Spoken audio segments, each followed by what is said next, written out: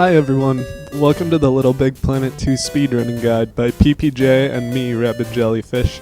People seem to really like our LBP1 speedrunning guide, and a question we got asked a lot was, are you gonna make a guide for LBP2? To be honest, we didn't have much experience with the game at all, so we were hesitant, but due to the first speedrunning guide series, interest in running LBP has grown, so our little sub-community gained some people who were interested in finding new tricks in the more popular sequel. So a bunch of us set out to LBP2 to find speedrunning tricks.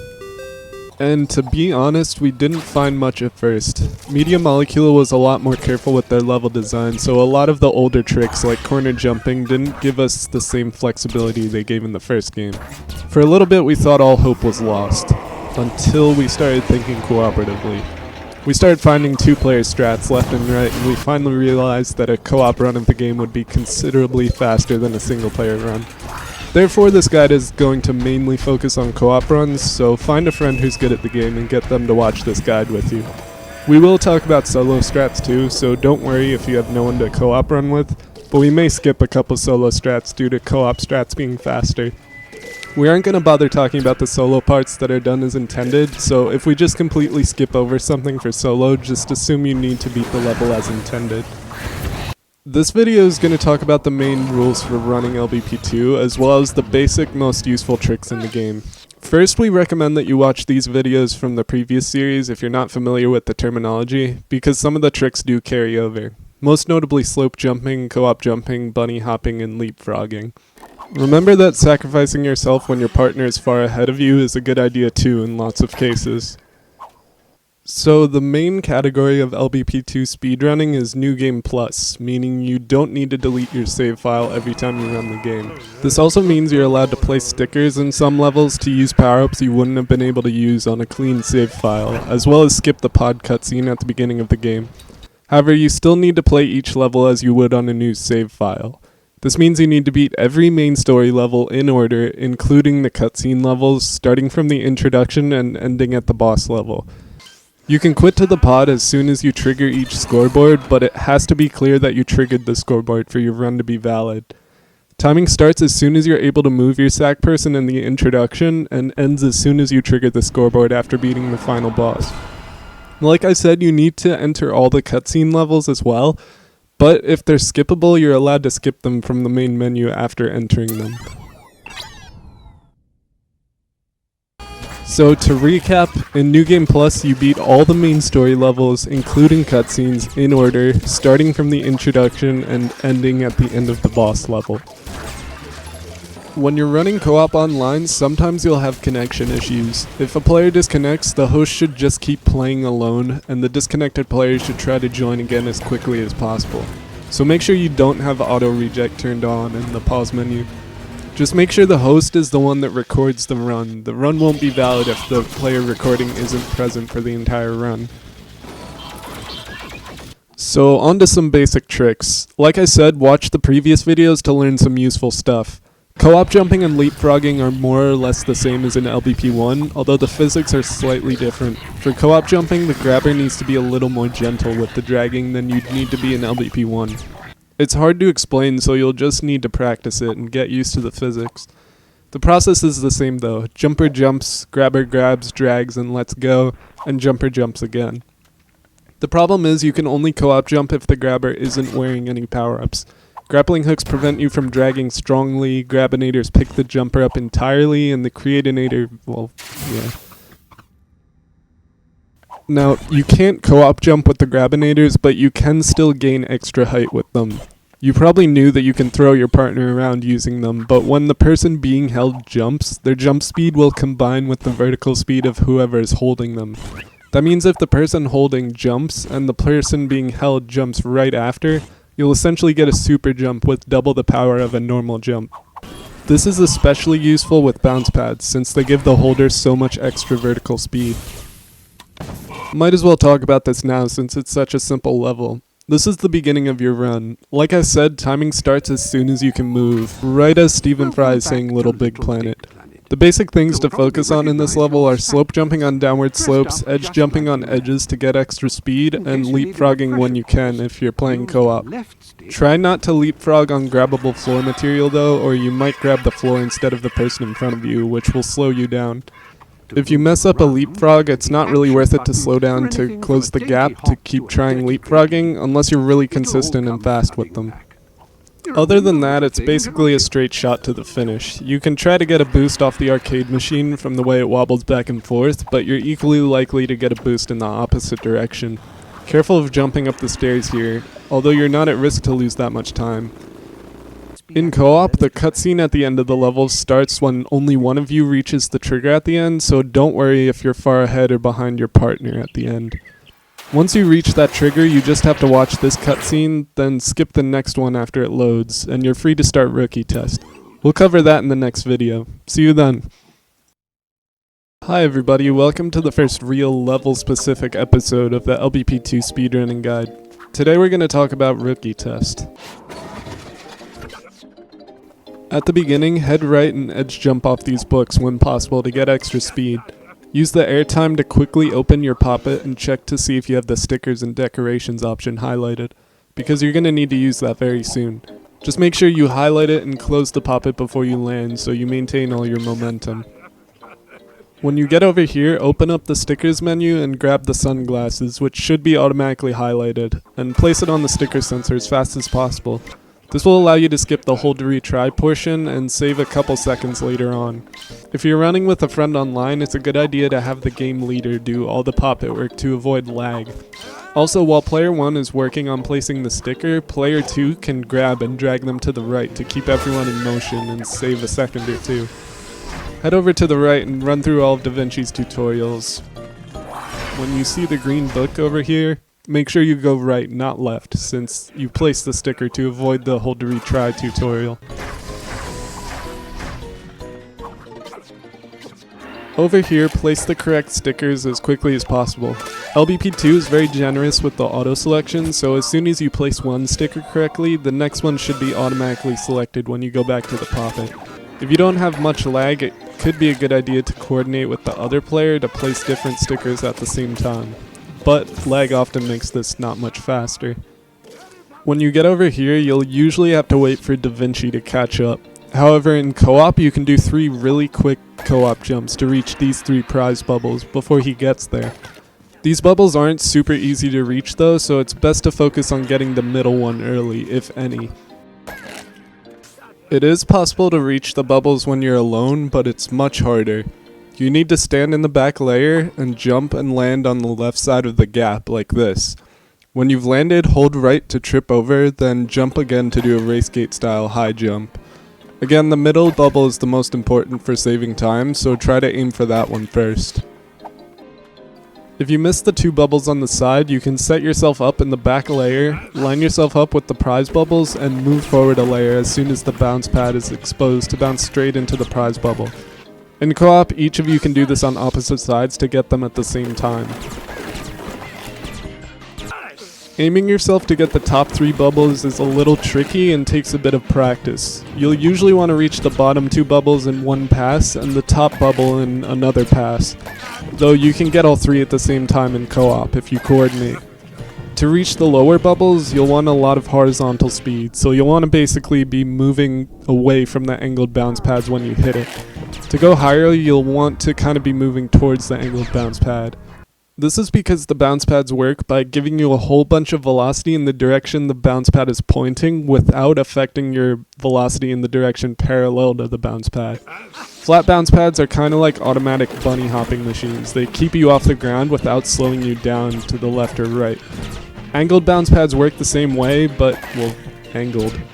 Once you've got all the bubbles, head over to the right. You can jump on this platform as it's rising up, do a small hop, and land on the bounce pad after it flips over to get up here quickly.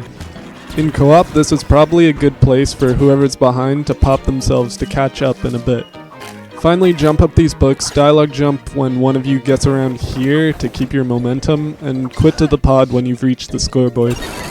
It probably goes without saying, but in co-op, only the leader needs to quit to the pod, otherwise you'll disconnect, which wouldn't be good. But yeah, that's Rookie Test. See you next time. Hello everybody, welcome back. This is Grab and Swing, where you're introduced to the fastest gadget in the game. But before you get there, you have to finish the first half of the level first. Head over to the right here and get over this wall of boats by using the sponge block. Here the easiest thing you can do is the intended route, pushing the boxes over, jumping up, and pulling this tower down from the right side. You can also get up here by using an LCJ if you want to be fancy. It's really the only opportunity you'll get for an LCJ in the whole game. In co-op, the best route is to have player 2 jump on the big box while player 1 pushes it over. Player 2 can then run to the right and jump off, using the extra momentum to knock over this tower of boxes faster. Just make sure player 1 pops themselves as soon as they're done pushing. Pull this thing over as intended and pull this to the edge of the hill before jumping on. At the bottom, run and jump down to the front layer while bunny hopping to maintain your speed. If you're a pro, you can hit the corner of the bottom book to trip your sack person, then do a single layer LCJ to jump all the way to the top. That's hard though, and more likely something that just happens by accident. Keep heading to the right, dialogue jumping at the right moments to gain a little ground while DaVinci talks. When you get to the last cutscene, have whichever player is further behind hold to retry so you can activate the level link without waiting. Alright, so here's where you get the grappling hook. Once you grab it, tap R1 to grab this sponge to open the door. Now the most important rule to keep in mind while using the grappling hook is to shorten the rope while swinging to go fast. This is because angular momentum, which is a function of radius and linear momentum, is conserved. Basically, if you're swinging in an arc, and you shorten the radius of the arc, your linear momentum will increase to keep your overall angular momentum the same. Physics. In other words, when you're swinging on things, try to start at a pretty far distance from whatever you're swinging from, and hold up on the analog stick to speed up your swing. Also, practice timing when to let go of your swings to reach your destinations as quickly as possible. With this in mind, swing over to the right with as much speed as possible. Try to maintain your speed by keeping your motion horizontal. If you swing yourself too high, you'll lose time. At this set of sponges, try to reach enough speed to swing right up to this platform so you can get up here before the cutscene starts. In co-op, the cutscene only triggers when both players get up there, so you can actually skip the cutscene by having one player go up there alone while the other waits behind and pops before you reach the next checkpoint. The race is pretty simple. Right here, you can actually gain enough speed to swing off this sponge, let go, and use the game's automatic layer switching to get right up in here. That's hard though, so just try to go up as fast as you can. At the end, use this big wheel to get a nice fling to the end of the level. So that's pretty much all of Grab and Swing. See you next time.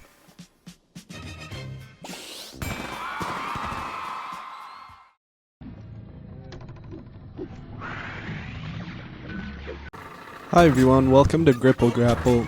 If you need to practice your grappling hook skills, this is the level to do it. It's a pretty cyclic but fun level. When you start out, head over to the right, swing here, and use that extra momentum to bounce right up to this bounce pad. Then head back over to the left. In solo, you'll actually want to wait about half a second here for a cycle to line up, but in co-op, there'll probably be enough spawn lag for the cycle to already be in the correct spot. Anyway, bounce up on these bounce pads. On the last one, hold right, close out of DaVinci's dialogue, swing here, then swing off this one to get right up onto this platform.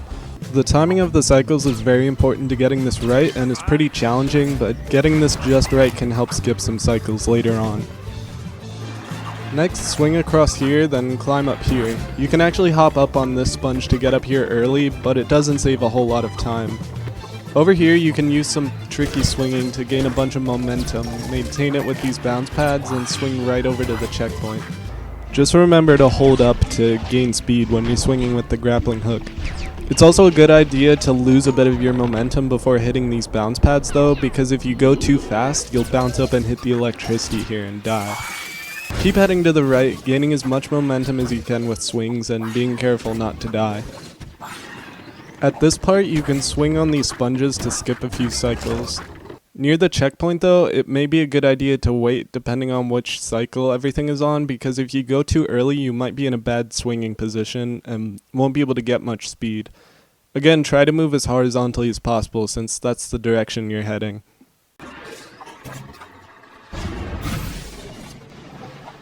At the end, depending on the cycle, try to fly right up to the level link. If you're playing in co-op, it may be a good idea for the player behind to pop themselves to catch up, but make sure you don't activate the level link without the second player if you've activated this checkpoint. There's a small window where you can activate the level link while the other player spawns, but doing that freezes the game, so be careful. The first half of the next part of the level is really just a bunch of momentum conservation and grappling skill. Like I said, this is a good level for practicing with the grappling hook. At this part you can swing across and do this as intended, or you can do a difficult swinging strat to skip a little bit and reach this bounce pad early. It's hard though, and really only worth it if you get it first try. Finally, climb up here, pull the lever to reach the scoreboard, and quit to the pod.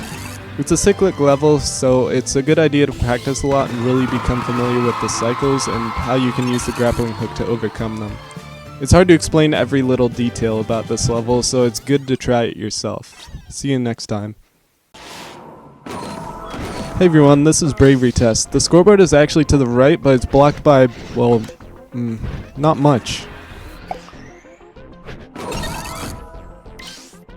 All you need to do is co-op jump over this wall. If you co-op jump from underneath the starting checkpoint, you can avoid Da Vinci's condescending jab, although the jump is easier the closer you are to the wall.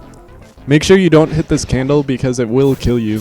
Also, activate the scoreboard while player 1 is popping themselves, but don't run too far to the right or you'll trigger the end level cutscene and interrupt player 1.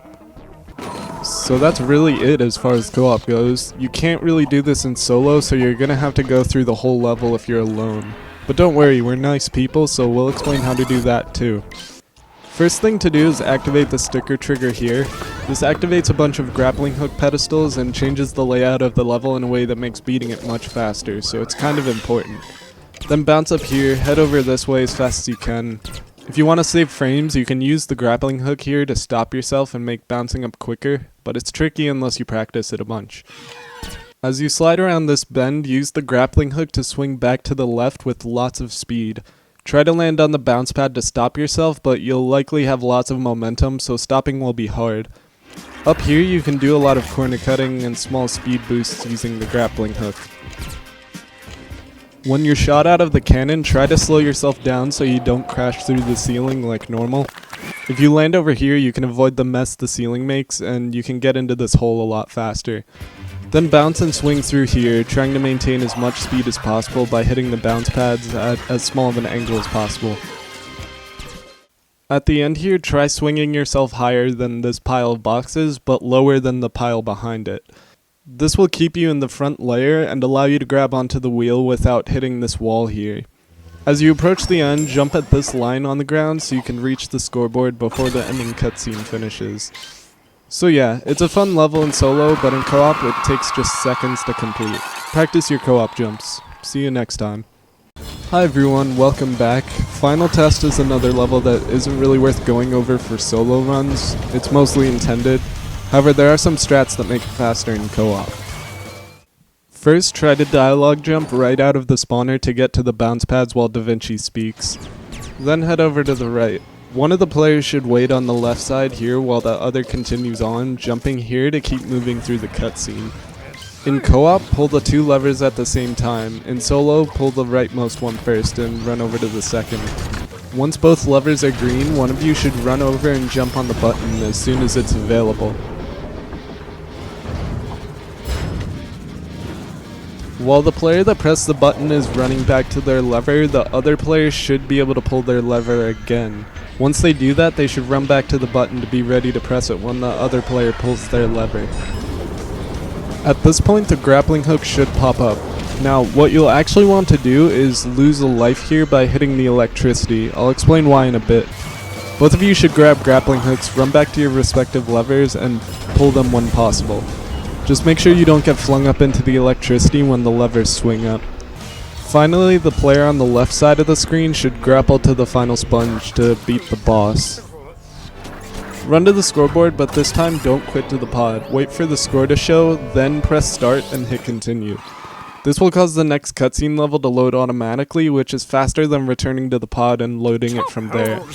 Waiting at the scoreboard is actually the reason I told you to die earlier. If you ace the level, you have to wait an extra 3 seconds before you can continue to the cutscene level. You'll actually want to die at least once in every boss level. So anyway, when the cutscene loads, hit start and press skip. That's also usually a good place to split if your splits are grouped by region. But yeah, now you're done with the DaVinci levels. See you next time. Hi everyone, before you start Runaway Train, remember that in a full run you need to play all the story levels, including cutscenes. If you followed the last video, you've already skipped the one at the end of the DaVinci levels, but make sure when you start the Victoria levels you enter and skip this cutscene here. Afterwards it should put you straight into Runaway Train.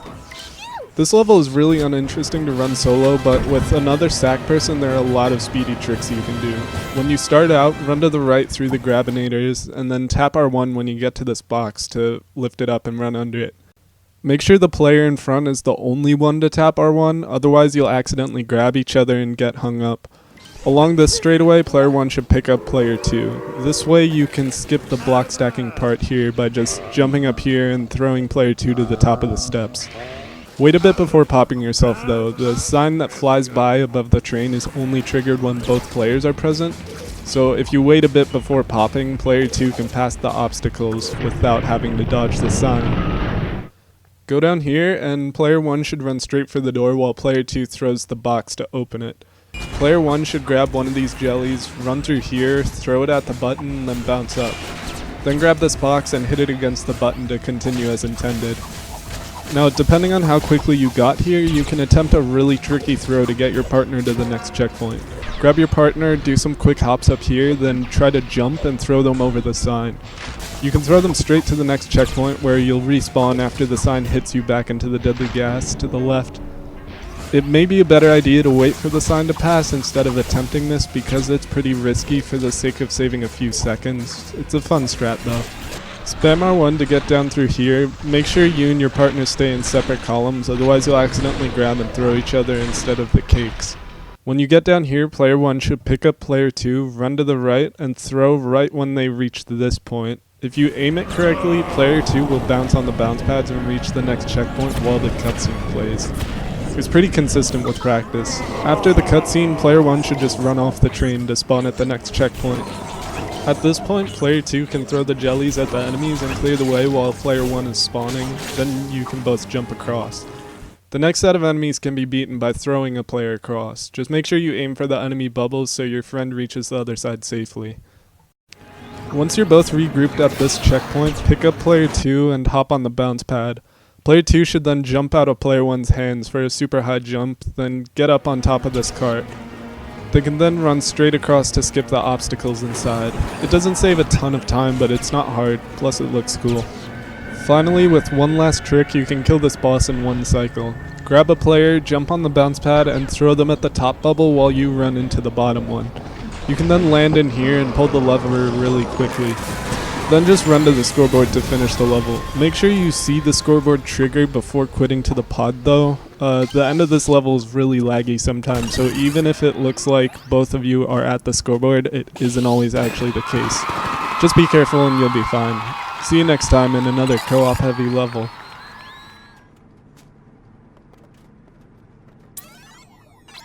Hi everyone, Brainy Cakes is another level with a lot of crazy co-op strats. Before you start, figure out between you and your partner who's doing what because there are a lot of different team-based things going on here.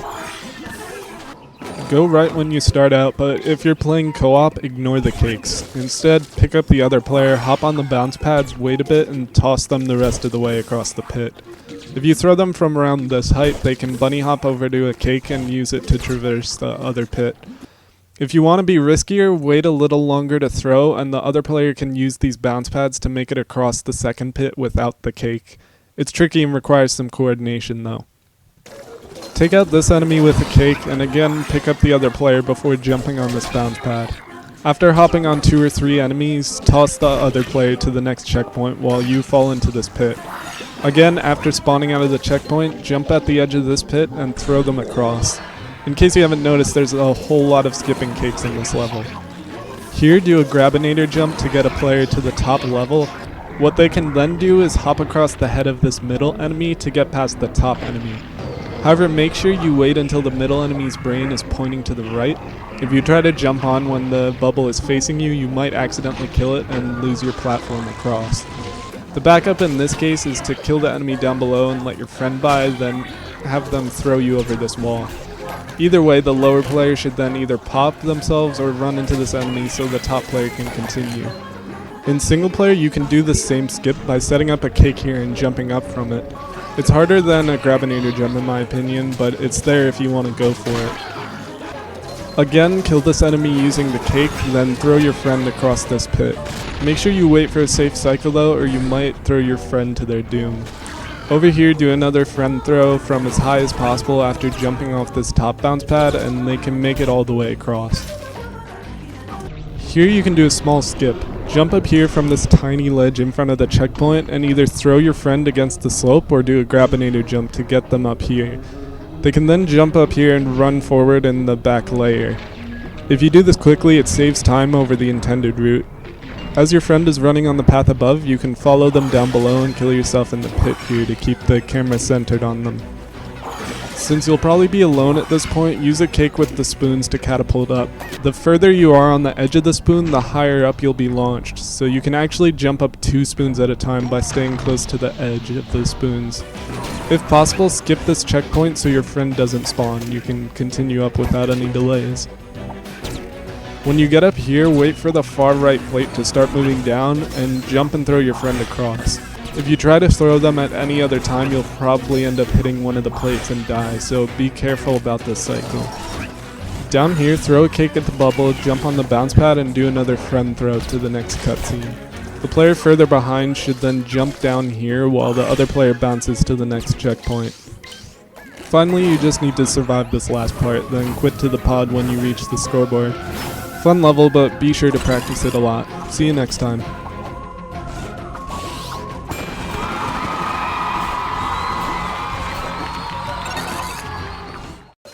Hello everyone. Cakeinator is kind of a frustrating level if you want to do it well, but hopefully this guide will get you in and out of it as quickly as possible. Head to the right, then do a dialogue jump here and over here. Now, while the second cutscene is playing, try to aim your right stick to point somewhere between your square and triangle buttons on your controller, kind of like this. If you keep it in that position, then press R1 as soon as you pick up the Cakeinator, you'll be able to fire off a cake that lands here. The material it lands on dissolves and the cake falls, knocking down this wall during the cutscene. It's kind of precise. Aiming too far to the right makes it land right on top of the wall without knocking it down, but too far to the left misses the platform completely. It only saves a couple seconds though, so don't worry if you miss it. Kill the enemy if you want and knock down these 2 walls. When you get up here, shoot a cake up at an angle so it lands over here. This way you can jump up here without stopping to aim. Kill this enemy and knock down this wall, and then launch a cake over here to rotate this platform around. Now if you leave that cake there, it'll stop it from rotating around fully, so make sure you shoot another cake away after it starts rotating. Up here there's a really precise skip, but it only really saves a second if it's perfect, so it's not really worth trying at all. We figured we'd put it in the guide anyway though. Basically, stand next to the wall, point the cake gun straight down, and try to climb up the wall by jumping, shooting down, and landing on the cakes. If you make it all the way up the wall, you can run across here and skip some zigzagging in the level down below. But again, it's really precise. I don't recommend the skip.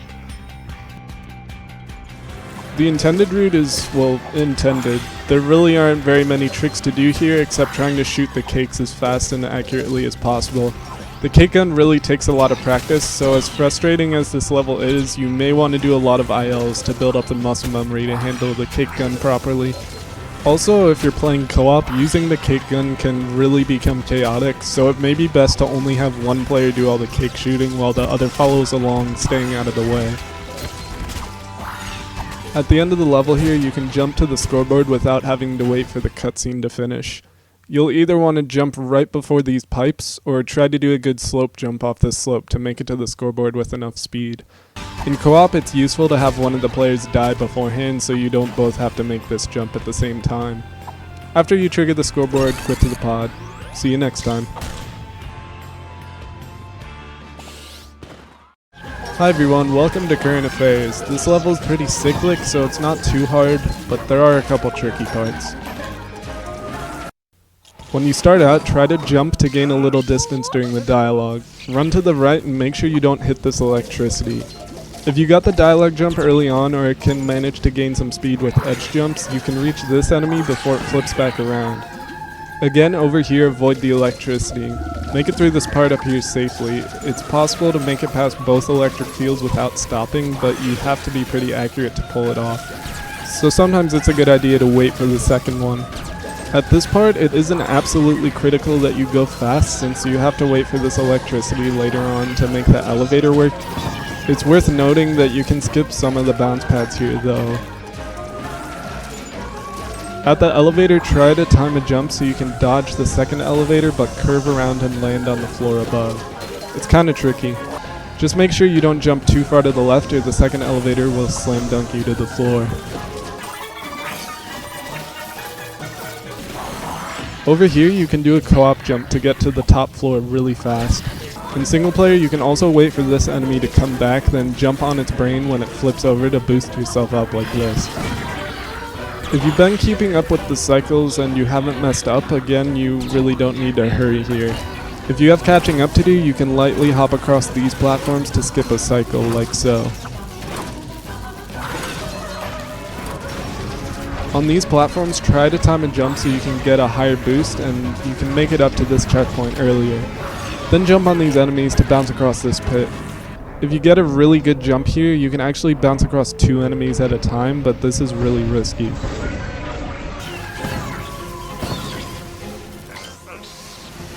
So pull the plug, run to the scoreboard, and quit to the pod. See you next time.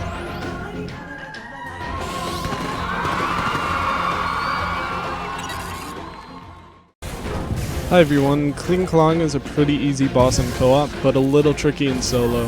He's just got one strat you need to pull off 3 times.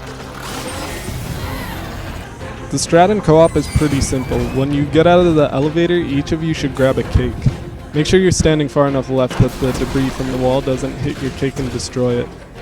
Then just dodge the boss's attacks until its mouth opens up. At this point, throw your first cake, wait for the brains to rotate around, and then throw the second cake. Finally, have a friend commit a noble sacrifice to take out the third brain and throw them in there. If your timing and accuracy are on point, you should be able to beat each phase of the boss in one cycle without too much trouble. You should be careful in the second and third phase though about timing your throws. Sometimes a sack person gets stuck in the boss's mouth without dying, which delays the new brains from spawning. So make sure you wait for the brains to spawn before throwing your cakes in the second and third phase. In solo, it's still possible to get more than one hit on the boss per cycle in each phase, but it's a little harder. Throw the first cake over to the right, then run to the left so the next one spawns to your right.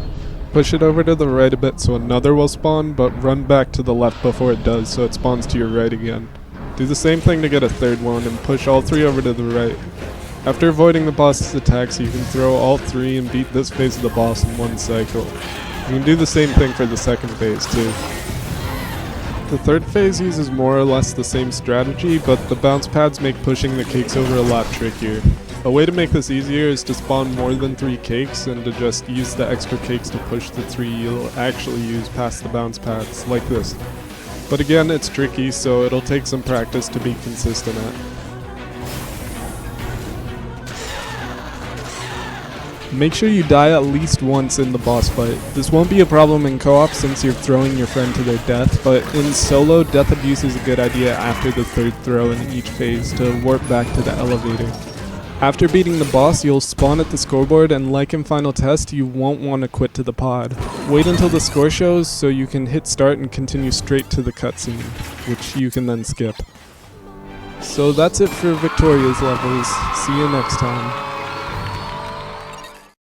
Hi everyone, welcome to Maximum Security, where you're supposed to save Sackbots but don't. As always, before this level you'll want to enter and skip the cutscene before it in single segment, so don't forget to do that. Head over to the right as always, slide down this ramp and jump through these boxes. In co-op you'll usually end up pretty far apart from your partner after this, since the first person to hit the boxes gets slowed down the most. So if you want, whoever is further behind can pop themselves to leave the grappling hook part to the further ahead player. There are two strats you can use here. The easier, more realistic one involves swinging around onto this bounce pad like this, grappling here, and then bouncing right up to the next checkpoint. Then you can swing across and land in the chimney to load the next section.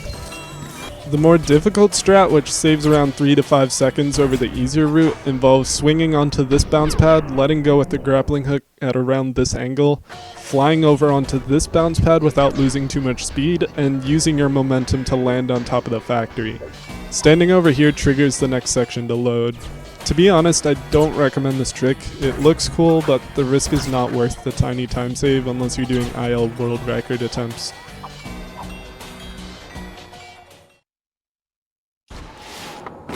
So in the next part, just bounce up and pull the lever as fast as you can.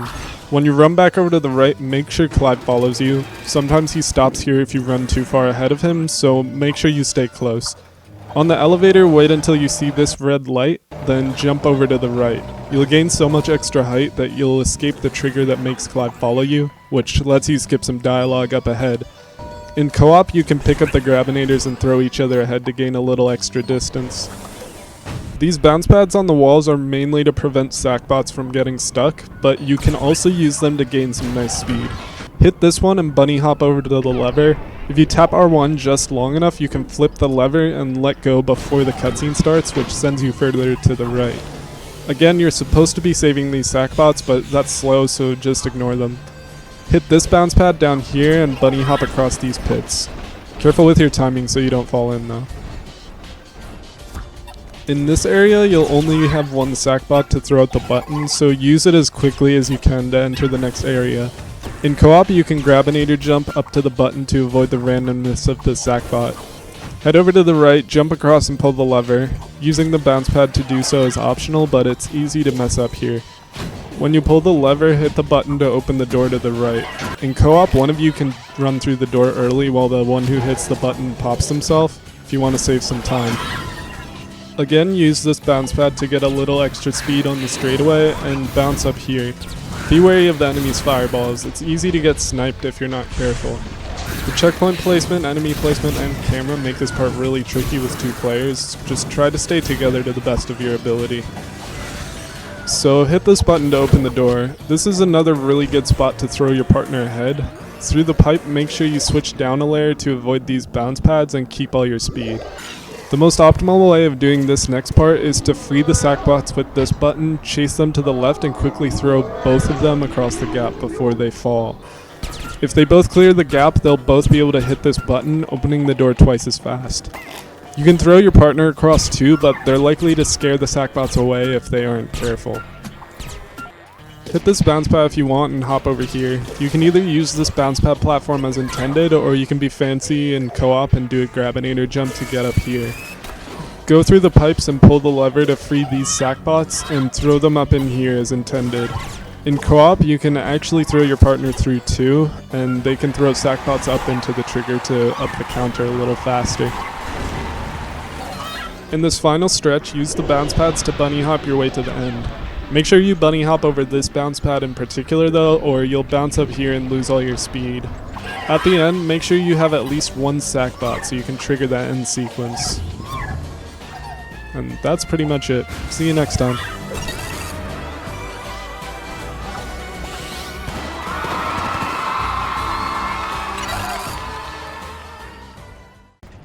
Hi everyone, there isn't too much to know about this level, just a few useful co-op strats. At the beginning, if you're playing co-op, you're going to want Grabinators, so open up your pop-it and put the fist sticker here to unlock the Grabinators in the level. You can actually place the sticker right above the checkpoint for some reason instead of the cardboard here and still trigger the sticker sensor. In solo, you don't need Grabinators, so skip this part and head over to the right. Through here, pick up your partner, jump on this bounce pad, and throw them to the right at the peak of your bounce. Over here, they should grab the sponge to go up and time these things so they don't die when they run across. The player who threw them should probably pop here since they'll be pretty far behind at this point. After pulling the lever, keep heading to the right. When you bounce around here, jump over this bounce pad to save some frames. Do all this next part as intended. Make sure at least one player keeps the Grabinators through this entire section. Over here, if one of you still has Grabinators, you can do a Grabinator jump to skip this dragging part. Otherwise, you could try a co-op jump. Just make sure the partner down below pops themselves to keep up the progress. At this next part, you can throw your partner up here so they can pull this lever earlier, which will get everyone up the ramp without too much waiting around. At this part, you can use some well-timed Grabinator jumping to skip some cycles. Just jump on the bounce pad here and have your partner jump out of your hands to hopefully rise up several floors without dying. Again, pop yourself down below. This next stretch is as intended. If you're careful while falling in this part, you can land on one of these things sticking out of the wall. Then you can jump down to the front layer and hold right to land over here, which lets you skip the cutscene at the end of the level, saving a few seconds. Since it's a little tricky, it's useful if one of you dies in the fire earlier on in co-op to leave the hard work for just one player. Anyway, the scoreboard's right here, so hit it, quit to the pod, and go to the next level. See you next time.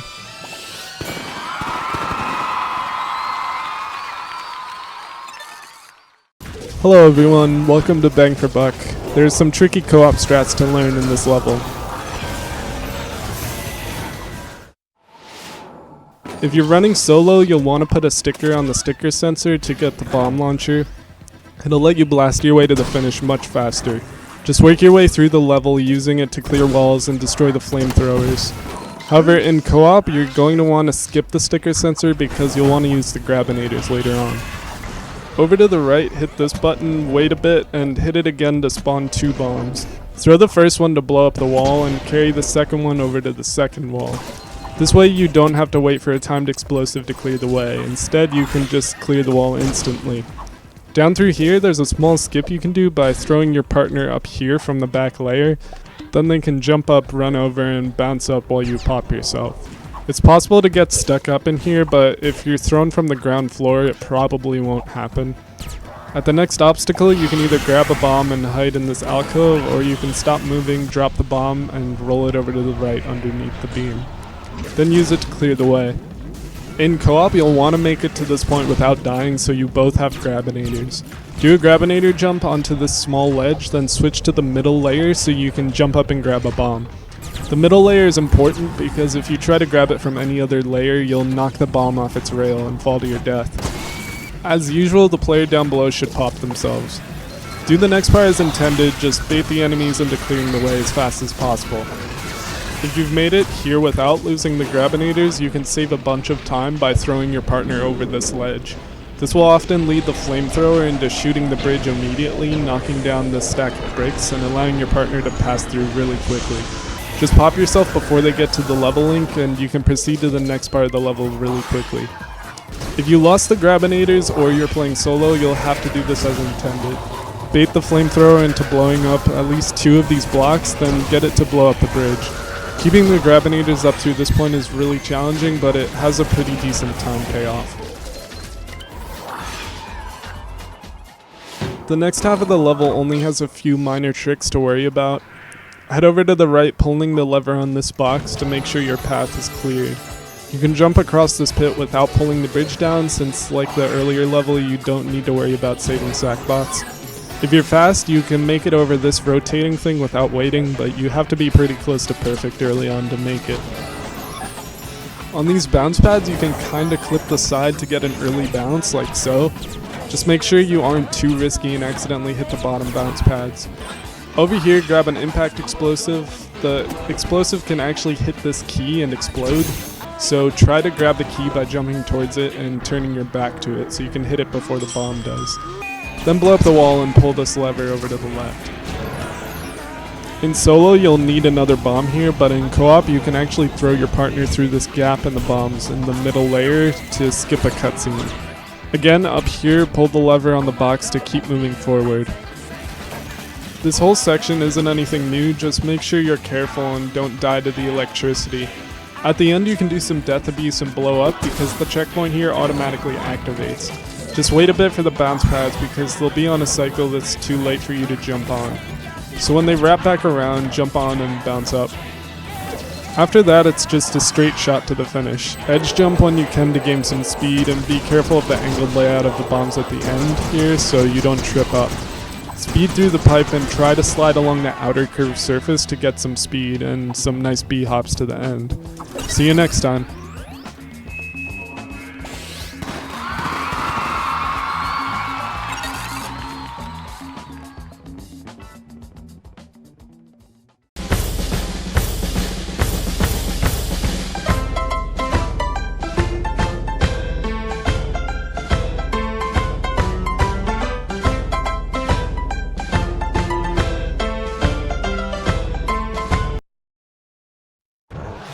At the beginning, close out of the dialogue quickly and try to jump down onto this rock.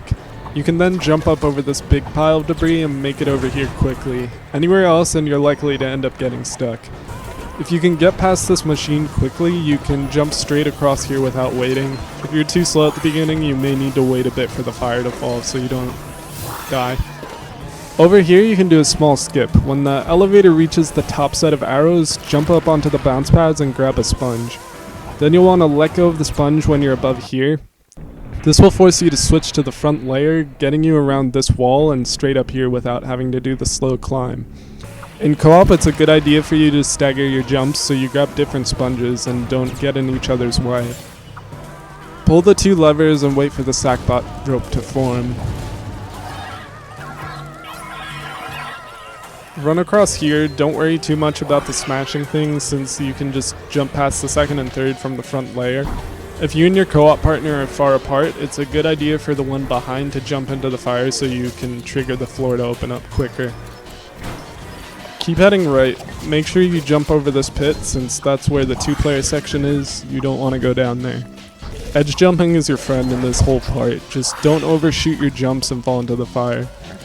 If you're quick to get to these bounce pads, you can grab a sponge, let go, and maybe make it over in here a cycle early with some well-timed bunny hops. Most likely you'll have to wait though. Again, if you're fast, it's possible to get in here a cycle early. You can even use the debris to gain a little extra height to make it in if you need it. It's difficult though. Take your time once you're inside, just get here as quickly as possible, then jump down and over the fire to continue forward. The fire here has a habit of killing you in one hit, so just be careful. Here you can do a fire boost across, or throw the platform, or throw your friend, whatever floats your boat. Over here, what you'll want to do in co-op depends on whatever cycle you're on. Make sure you both have Grabinators. If there's a sponge nearby, grab onto the sponge, and then have your friend grab onto you so it carries both of you across. Then let go and have your friend throw you the rest of the way across. Otherwise, you'll want to do this in reverse. Have your friend throw you across the first pit, then use the sponge to get over the second pit. If you still have Grabinators, you can skip the Sackbot part at the end in co-op. Do a very careful jump over the power-up remover to keep your Grabinators, run over to the checkpoint to spawn your friend, and do a running throw from around here. As long as your partner doesn't slow down in the air, they'll have enough speed to do a bunny hop over the second pit and head over to the scoreboard. In solo or without the Grabinators, you'll have to do the whole ending here with the Sackbots as intended. Just don't worry about saving them at the end. So that's waste disposal. Kind of a tricky level, but don't let it intimidate you. See you next time.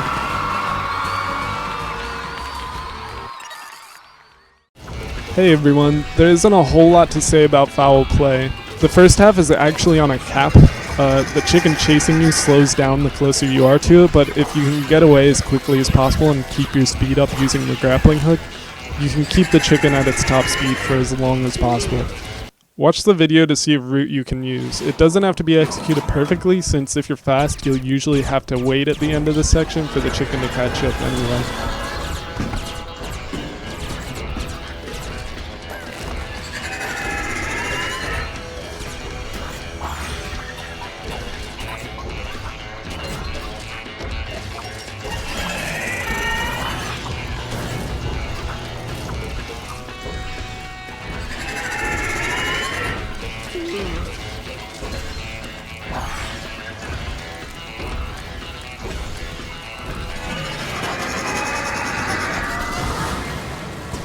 Head over to the right when you can and dialogue jump to the fake scoreboard. Then you'll just want to edge jump through this section. Be careful not to die at all in this level since there are no checkpoints and a death will force you to restart the level. Finally, at the end, if you do an edge jump just right here, you can reach the scoreboard before all the dialogue. It's a very precise jump though.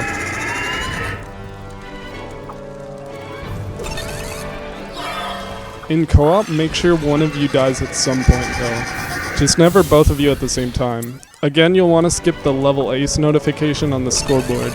In solo, dying is not something you want to do though, so you'll just have to sit through it. That's it. See you next time in Avalonia.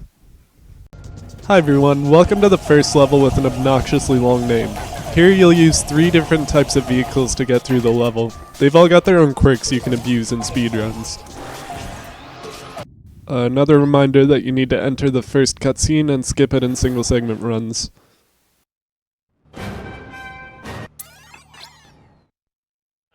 The first is the rabbit vehicle, which has the most special properties. First of all, the way the rabbit detects whether or not it can jump is based purely on whether or not something is touching one of its feet. That means you can basically climb walls by touching them and spamming X. Even better, what this also means is that in co-op you can have another player grab onto the rabbit's head and stand between the head and its feet, and then you can spam X to fly super fast with the rabbit. This works because the other player is standing on the rabbit's feet, which the rabbit interprets as standing on the ground. This means the rabbit thinks it can jump while its feet touch that other sack person. Now, this is harder than it looks. If the other player accidentally grabs the feet instead of the head, they'll be electrocuted. Also, if you nestle yourself too much inside the rabbit, you can actually get squished by the feet when the rabbit jumps. Also, you have to stand as close to the middle of the rabbit as possible, or you'll offset its center of mass and make it really hard to control. It's just a bunch of variables you have to consider and practice with so you can get the flight glitch down. The other rabbit trick, which works in solo, involves using the rabbit's attack. Basically, if you hold down X and R1 while trying to move, the rabbit will go crazy and move super fast, like this. If you land on sloped surfaces, edges, or destroyable enemies while using this technique, you can also get some really nice speed boosts. So that's another method of quick movement with the rabbit you can use. However, in this case, try to make sure the rabbit's feet aren't touching anything when you try to do this. If something like a sack person or another rabbit or a wall are touching a foot, you won't be able to perform the attack. So with that in mind, grab a rabbit. In co-op, fly over this section. Try to avoid hitting the electricity here because that's another way of killing your partner, which makes this whole section really difficult to fly through. You can fly through this entire part and it's fast, but if your partner dies at any point, it's faster to just switch to the fast attack technique rather than stopping and setting up to start flying again at the next checkpoint. In solo, you'll be doing this the whole time anyway. If you've made it to this part without your partner dying, make sure they jump off and grab their own rabbit. Again, you can't attack while anything is touching your feet, and this is definitely a part where you'll want to attack. Try to do the fast attack move here. If you aim it just right, you can sweep across this entire row of enemies in one go. Same for the next part, although it's slightly harder with the enemies all moving. Smash attack down through these floors. Again, try to avoid your partner if you have one, so you can keep attacking cleanly without interruption. Then continue over to the left and destroy these last few enemies. Finally, hop over to the elevator to go to the next part.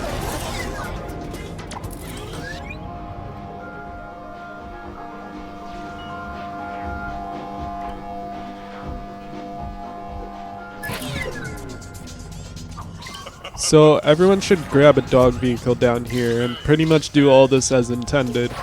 Here, if you can clip the dog on this edge and flip it over so it lands on its side, then bark, you can get the sound waves to hit both the box to your left and one of the boxes to the right in the next section. That way you can reach this part and only have to push away 2 boxes instead of 3. It's a pretty finicky trick though. The dog vehicle is similar to the rabbit in that you can sort of climb walls due to the way the jump detection works. So when you reach this point, you can just jump across until you're up against the wall, then spam X to climb the wall, instead of using this elevator. Next, get through these rotating electrical panels. If you're close enough before you bark, you can flip over 2 at a time, so you don't have to worry about them swinging back and hitting you. Just beyond that, there's another small skip you can do by wall climbing on this electrical part. Push over one of the boxes here and jump over the rest. Do the next couple of parts as intended, being careful to avoid the electricity. When you reach this part, make sure you're really close to the electricity when you bark. Run under it before it swings back around, then bark again to flip it over and hit the ball. Then you can head over to the final area.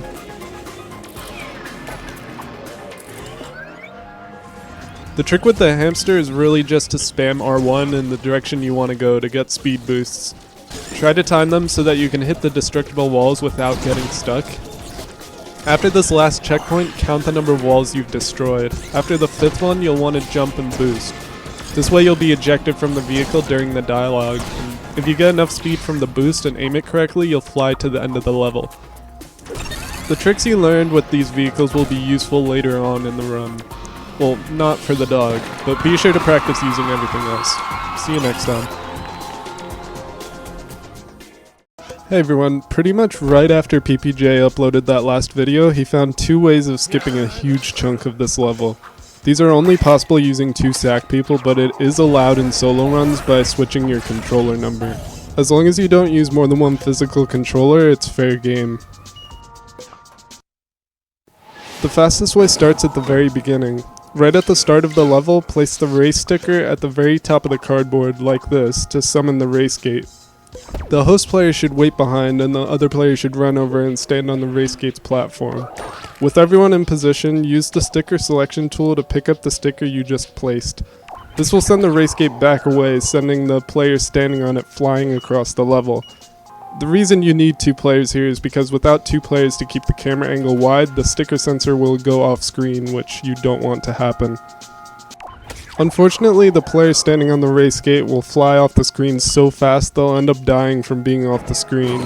The safest way of avoiding this is to have the player closer to the sensor pop themselves and have the player waiting on the race gate pick up the sticker while they're mid-pop, which gives the camera plenty of time to catch up to the player in the air. This is basically how it's done in solo, except the second player will end up despawning due to controller switching rather than holding to retry. The slightly faster but riskier way is to have the player closer to the sticker sensor pick up the sticker and hold to retry as soon as they do. If you do it this way, it helps to memorize the inputs and execute them as fast as possible in order. With the cursor over the sticker, press X to select it, circle 3 times to exit to the main pop-it menu, down to select hold to retry, and hold X to pop. So just practice pressing X, circle, circle, circle, down X as fast as you can. If the camera catches up to the second player, they can continue over to the left until they reach this floor. Don't go too far or you'll fall off and get stuck. In fact, it might be a good idea to slow down a bit in the air to avoid this. Anyway, when you get here, switch to the back layer off to the left here and slowly move to the right to drop down behind the ceiling and get back in bounds. This skips the entire rabbit and dog sections, saving close to 2.5 minutes if done perfectly. If for some reason this trick is proving to be difficult for you, there is another way of doing the skip, but it's about 10 to 15 seconds slower. Head to the right at the beginning of the level and get in the elevator. At the bottom, have one player get in a rabbit vehicle and head back over to the left, where the second player is. The second player can jump up onto the rabbit's head, then the player driving the rabbit can hop to boost the player up on top of the elevator, like this. From on top of the elevator, you can fall behind the floor in the back layer. Head over to the left and get back in bounds the same way as before to complete the skip. Considering the huge time save and the fact that these strats aren't super difficult, you should definitely practice these and try the skip and runs. See you next time. Hi everyone, welcome to the first full auto-scroller in the game. There are a couple choke points and actually a strat for the boss though, so it isn't a true auto-scroller, but it's easy nonetheless. First of all, know the choke points. Right at the beginning here, destroy the 4 panels as soon as you see them to open the door up. Destroy this enemy here to extend the bridge, and blow up this box to get over this pit. That's really it. Like I said, the level is basically an auto-scroller, so we're skipping that.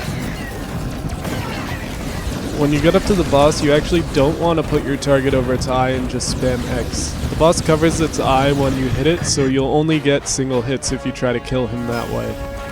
However, you can consistently get double hits or even triple hits if you place your target to the left of its eye, spam X, and slowly move your target over its eye. Then move your target back when its eye is covered and rinse and repeat. In co-op, it's useful to have one player worry about the eye and the other player worry about destroying all the boss's attacks. In solo, you'll have to multitask a bit.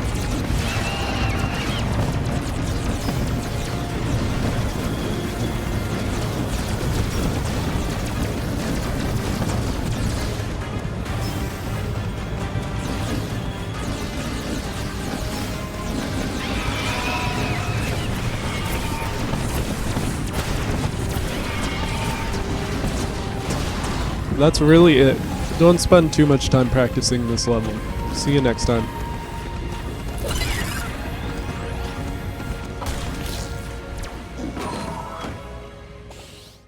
Hey everyone, this is another level that's pretty much completely intended solo. Most of the strats in co-op just involve splitting work between two people, so this isn't a very complicated level. There's a skippable cutscene right at the beginning of the level, so go ahead and open the start menu to skip it. Next, fly up and head over to the left, then grab both Sackbots and transport them over to the right. Once they're in the tube, you'll need to wait a bit longer for 2 more to spawn, then do the same for them. When the door opens up, fly through. One player should grab the 2 Sackbots on the left and the other player should grab the 2 on the right. If you're careful, you can carry all 4 alone, but the extra weight will make controlling your bee a little trickier. Anyway, fly up through here, being careful not to kill any of the Sackbots and rescue them. If you kill any, you'll have to fly back down and pick more up. Over to the right, grab the 2 bridges and place them down as quickly as you can. Again, in co-op, you can each grab a different bridge to speed things up.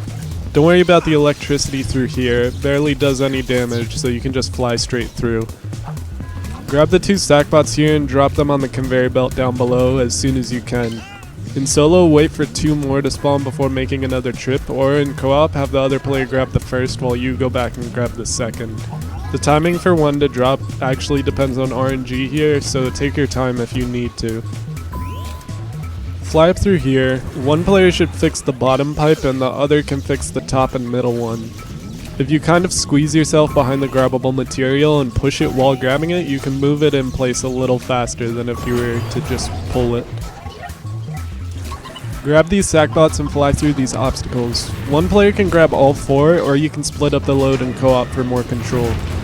Here you'll actually want to be careful of the electricity because touching any will kill the bots you're carrying. So make sure they all reach safety so you don't have to make more than one trip. The rest of the level is all pretty much intended. Just get some bots to this button and carry them to the end once they're through. Like I said, pretty simple level, only worth practicing to figure out the layout and coordinate co-op strats if you have to. See you next time.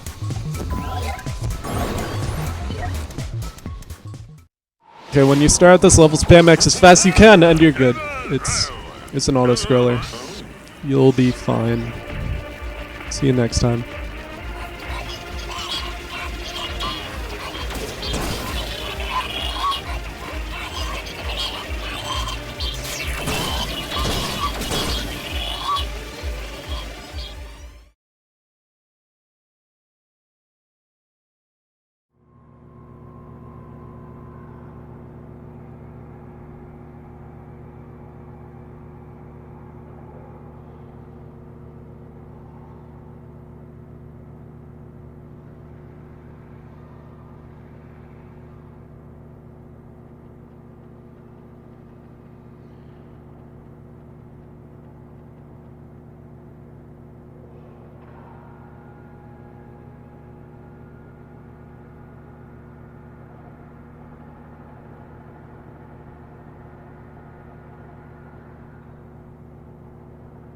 Hi everyone, welcome to the Avalonia boss fight. This is a pretty simple level, all about hitting the boss until you kill it. Obviously much faster in co-op since you have twice as many bullets to use. Anyways, at the beginning you'll want to start shooting at the boss as it's charging its laser. To prevent yourself from blocking the other player, one of you can line yourself up to fire at the boss from above the laser and the other can fire from below. Since the boss will be moving down at this point, the higher up player will want to stay pretty close to the boss so they don't miss any shots. The lower player has some space to work with since the boss will basically be moving down into your bullets as you're shooting them. It's possible to finish this phase pretty early if you and your partner are fast at spamming X. In this next part, the boss will shoot 2 lasers. If you line yourself up perfectly between the lasers, you can survive without dying and start shooting at the weak points earlier. Again, this phase can be beaten in 1 cycle with 2 players if you and your partner focus on different weak points. The last phase is basically the same as the second phase except with 1 weak point and more hits. Stay between the lasers if you can, or play it safe if you're running low on lives and avoid the lasers as intended. Like I said, this phase has more hits, but if you're really fast at spamming, it is possible to beat this phase in 1 cycle. That's all there is to it, lots of spamming and not dying. Speaking of which, one big thing to note is that avoiding these little plasma balls is important.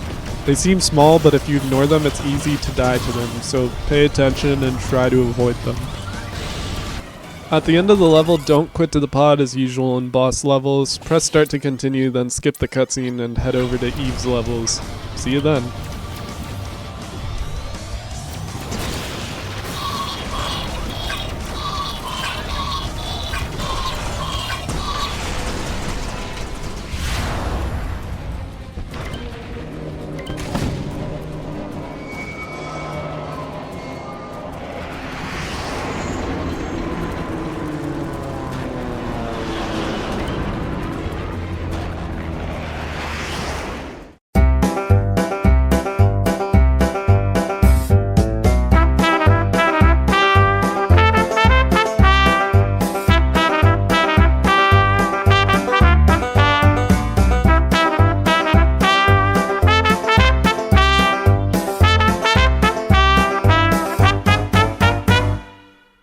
Hey everyone, this is actually a pretty tough level to speedrun. Be sure to practice it so your runs don't die here. First, close all the dialogue as quickly as you can, then head over to the right and place the Apple sticker on the sticker sensor. This unlocks a Cakeinator that shoots platforms. You can imagine how this might be useful. So head over to the right, picking it up along the way. Once you're over to the right, you're going to basically want to climb straight up. Bounce up to this platform, then use your power up to shoot a platform and bounce up another level. Use the bounce pad to the right to bounce up, staying to the left to avoid the Firefly if there is one, and use another platform shot to bounce up to the next checkpoint. Bounce over to the right, avoiding the Fireflies so you don't die. The single segment thing to do here is to just bounce up here and run across. Another option is to aim a shot just right so the platform lands on the edge and rotates. Then you can get a full bounce across. Pretty tricky though. The best strat over here is to continuously shoot platforms beneath you and basically fly across this section. That can be hard though, so if you don't want to risk that, you can drop your power up by hitting circle, jump on and grab this Firefly, then jump across these platforms before the Firefly lights back on fire. Finally, bounce straight up to the level link over here. Make sure you shoot the platforms down at the peak of each bounce, because if you hit the platform while it's still moving down, you won't get as much bounce height.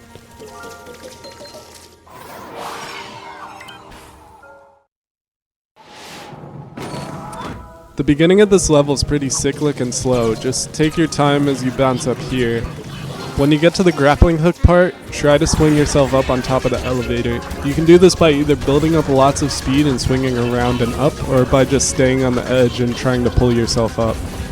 Make sure you avoid all the fireballs though. When the elevator reaches the top, hop off and continue on with the level. You can get across this pit without the Fireflies stopping you if you can build up enough speed to skip some of the sponges. If you don't, you'll most likely need to wait for the fire on the sponges to go away. Try not to do that though. Over here, jump between the last and second to last Sackbot. If you want to play it safe, grab the sponge before the first Sackbot comes back around. Or you can be risky, jump over the fire on the ground, and grab onto the last sponge before any of the Sackbots hit you, like this. That one's super risky, especially since you'll lose so much extra time waiting if you die. Finally, bounce up to the end. It might be possible to do a dialogue jump to the scoreboard. I'm not 100% sure, but you can go for it anyway. See you next time.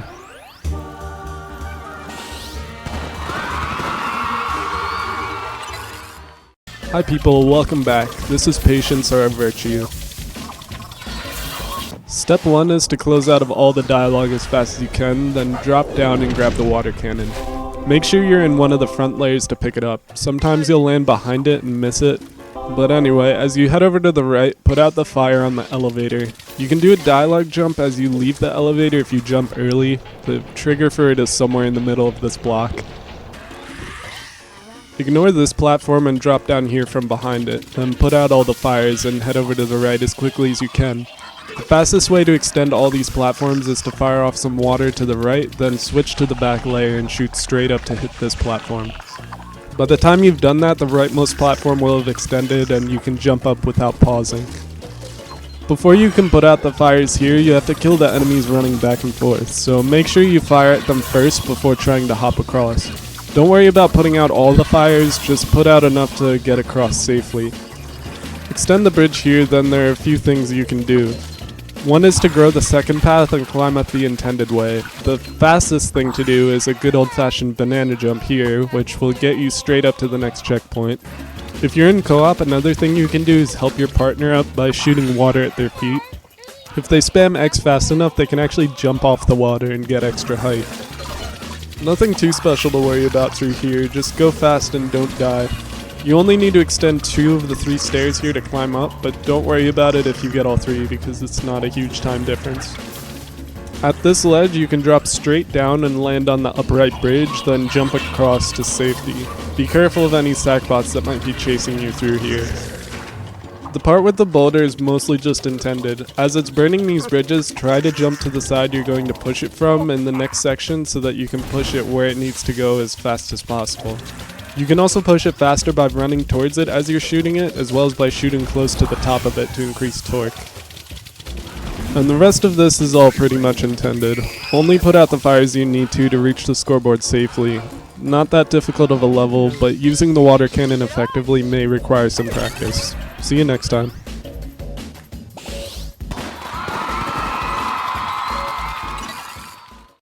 Hi everyone, this level is mechanically pretty much the same as the last one, but it's a little more difficult to speedrun well. First, make sure you pick up the water cannon. If you hold right as you spawn, you can actually miss it, but grabbing it is important, so do that. Bounce up here, then shoot to extend this bridge. If you can get a good jump, you only really have to extend the bridge part way, but you may want to extend it further to be safe. Watch the cutscene and extend the next bridge to get across. When these 3 enemies drop down, you can kill all 3 by shooting straight to the right, then bounce through this section. Aiming just right here takes a bit of practice. Once you're through that, watch out for the enemy that drops down onto this platform. Make sure you shoot some water to take care of it before bouncing yourself up. Then, depending on how quickly you do that, you'll want to either run straight through or wait for these enemies to spawn in front of you so you can safely take care of them. Careful of the enemies in the 4-player section. If you wait a bit, you can jump past without waiting for all of them to spawn, but that's a bit risky since they sometimes randomly spawn in slightly different locations. Down here, there's another bridge you don't have to extend all the way. In this section with the enemies, you can either shoot to get rid of them, or if you practice, try to just continue running to the right while only getting rid of the ones in your way. You can do this part without stopping if you shoot the platforms before you reach them and only hit the sackbots that pose an immediate threat. When this sackbot pushes down this bridge, you don't have to worry about killing him. You can actually just shoot to the right and he'll jump over you most of the time. Through here, again, only worry about the platforms you'll be landing on and shoot the sackbots that are in the way. There are lots more sackbots in this next section, but they aren't too hard to get rid of if you keep the R1 button held down. The mini-boss isn't too difficult. If you have more than 1 player, the fastest way of doing this boss is as intended. Just shoot its mouth with water when it opens up and avoid the fireballs. In solo, there is another high-risk, low-reward, basically IL-only strat. When the boss gets close, you can jump onto its body. If you time it right, you can jump off and land up on the boss's head. When the boss opens its mouth, you can jump again and get flung over the fire to the right, skipping the fight. It's cool, but if you don't get it first try, you'll only lose time, since you usually kill the boss pretty quickly anyway. That's pretty much it. Run to the scoreboard and quit to the pod. See you next time.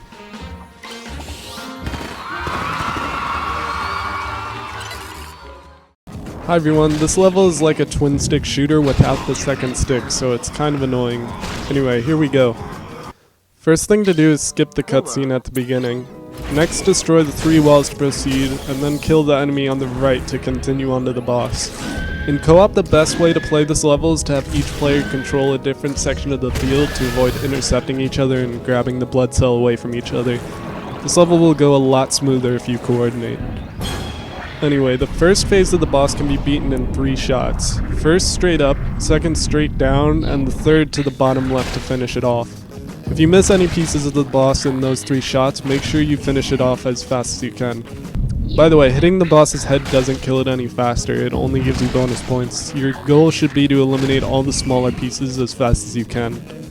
In the second phase, again, shoot the boss as it's coming towards you to hit as many small pieces as you can. Unfortunately, the boss will start to chase you here, so there isn't really a good setup for this part. Plus, the controls on this level are kinda awkward, so if you want to kill the boss fast, you'll have to tank some damage. That's fine though, since this is a boss fight, remember, so you don't want to ace this level. When you finish the second phase, set yourself up over to the right and shoot to the left when the boss starts moving. You can wipe out almost half the boss at this point, then fire another shot when the 2 halves of the boss are closer together to maximize the number of parts you hit. When one half of the boss is dead, the other half will start to chase you again, so be prepared to tank more damage. Finally, in phase 4, set yourself up to the right of the boss again. You'll be able to take out half the boss again this way, or at least set yourself up to do that with a second shot when everything is close together again. The end is once again a free-for-all since the boss will chase you until it's defeated, so finish it up with a few more shots. Again, it's an awkward level. Getting the feel down for aiming correctly takes lots of practice. Anyway, press start and continue to the cutscene, skip the level, and head over to the final world. See you next time. Hey everyone, welcome back. There are only a few really small strats in this level, nothing huge. First, drop down after closing all the dialogue, then head over to the right and pull the lever to lower the stairs. If you have 2 players, have one player jump onto the bottom step while the second player pulls the lever again. Skips a little bit of stuff. In solo, you can actually just jump across from the top step. And that's pretty much it for the first part. Just get to the level link, slope jumping on these little slopes along the way if you want to save frames. The first part of the next section is just a lot of maneuvering through cycles, nothing really that special. At the end though, you can actually banana jump up and save a second or 2 to reach the cutscene early. Anyway, low gravity mode starts here.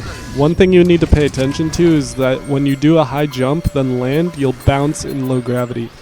This can mess you up if you try to do 2 jumps in a row, as the second one might not work if you're mid-bounce. So make sure you either wait until you're done bouncing before jumping again, or sort of bunny hop to get a second jump in before the bounce. For a good chunk of the level, that's really all you need to know. Learn how to control well in low gravity and you'll do fine in this level. There aren't very many shortcuts you can do in this level since it's really closed up and pretty much takes place in one layer. There is one small trick here. You can skip hitting these bounce pads and just jump up in these alcoves. You can even do an RCJ from the second one straight up to the end. That's only really worth it if you do it fast though. So yeah, the rest of the level is just vehicle work. Again, not many shortcuts. Get to the scoreboard, preferably without dying, and then quit to the pod. See you next time.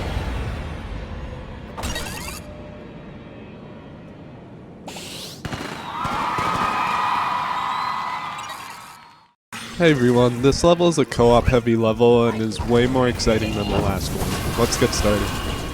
First, skip this cutscene, then head downward, dialogue jumping at the right spot to save a couple seconds.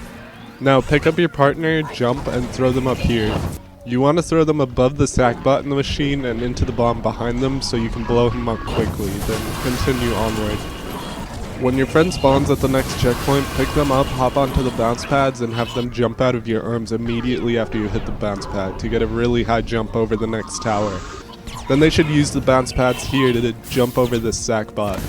This effectively breaks the sequence of the level and stops the entire Sackbot chase that's supposed to take place. You can continue onward without hindrance because of this skip. Over here, do a very small hop to get underneath this tower without dying. The further ahead player will want to wait, so both of you end up together for this next part.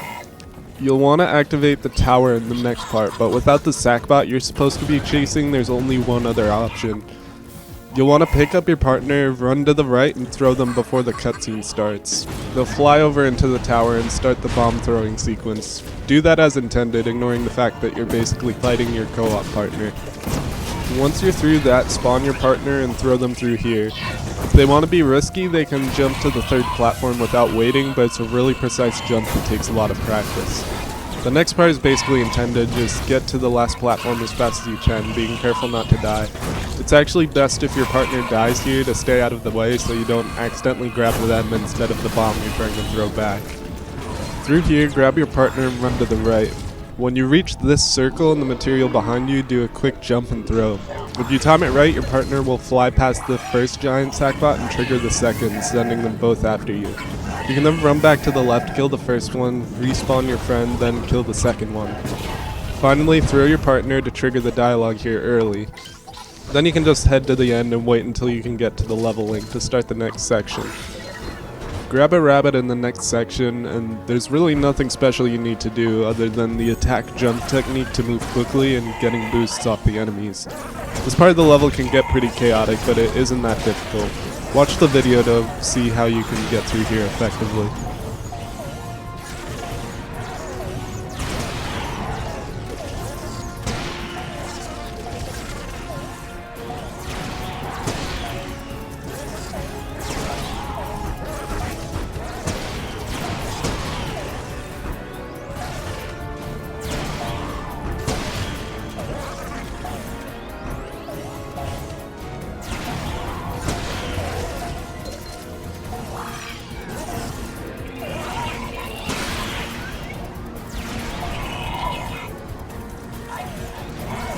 And that's it. It's a hard level, so you should do lots of ILs with the friend. See you next time.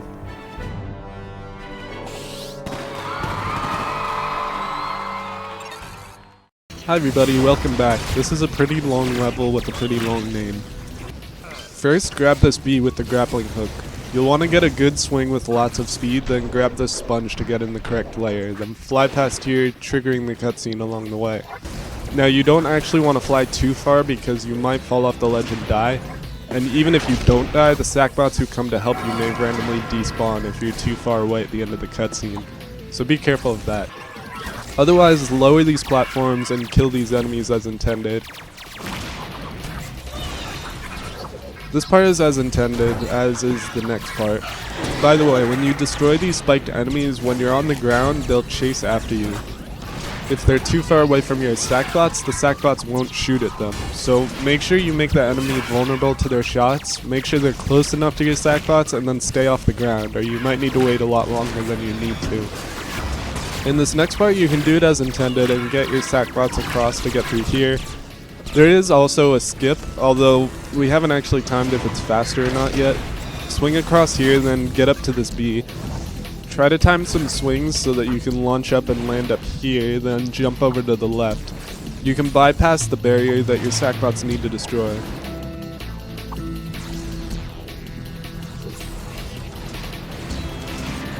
Over to the left, kill these enemies, making sure your Sackbots are progressing with you. It's all mostly intended. At this part you can swing off this lever as the door opens to get a nice speed boost, then bunny hop past this flat part. You can head through the level link to the next part. Head over to the left and grab the elevator. In co-op, each of you should stay on separate sides so you can deal with the enemies twice as quickly. The first and second sets of enemies are pretty easy, just drop down on the bubbles when you can. The third and fourth sets of enemies require some luring, so they rotate to a spot where their bubbles are more vulnerable. Work together with your co-op partner to make them easier. At the end, make sure you proceed with your Sackbots. Defeat this enemy as intended, then slope jump down to the giant robot. Climbing the robot is really pretty tricky, and there aren't really any skips to help you climb faster. However, at the top there is a skip you can do, but it only saves time if you reach it at the correct cycle. If you bounce on this bounce pad to the right, you can land on the robot's fist, jump over to the right, and reach the scoreboard without having to sit through the final cutscene. But again, only try it if it's visibly available. Sometimes waiting for the right cycle will take longer than the cutscene you'd be skipping. And that's it. Only 2 levels to go. See you next time.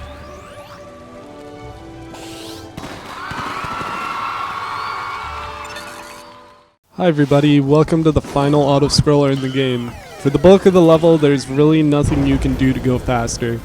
After the first half, you can make sure you leave the right side of the screen as soon as possible, but until you get to the boss, the level is on a constant timer. So enjoy your nice relaxing 5 minutes of trying not to lose all your lives.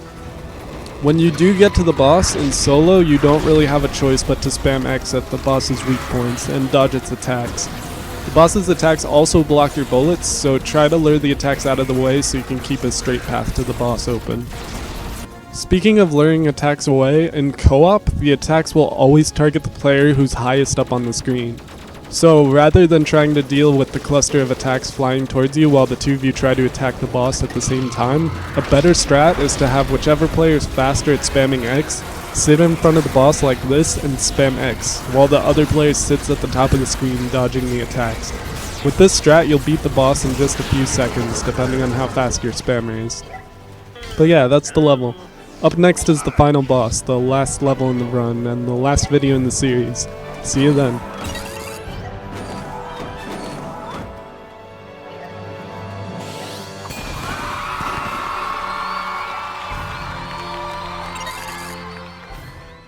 Hi everyone, welcome to the final level. Skip the initial cutscene and get ready to fight the Negativitron. The first thing to do is to use the hamsters to destroy bubbles on the left and right side of the boss. This is much faster in co-op as each of you can camp on a different side of the Negativitron and destroy the bubbles as soon as they pop up. Once you've done that, each of you should boost through whichever tunnel is closest to you and head to the next part. In the next part, try to get swings high enough to land on top of the Negativitron early. This way you can pop its bubbles as soon as they appear instead of waiting for the rockets to come and make him close his mouth. However, try not to swing so fast that you hit the ceiling and die. Losing all your lives is really easy to do in this part when you're trying to be fast. The final part normally takes a long time, but you can skip some cycles to speed it up.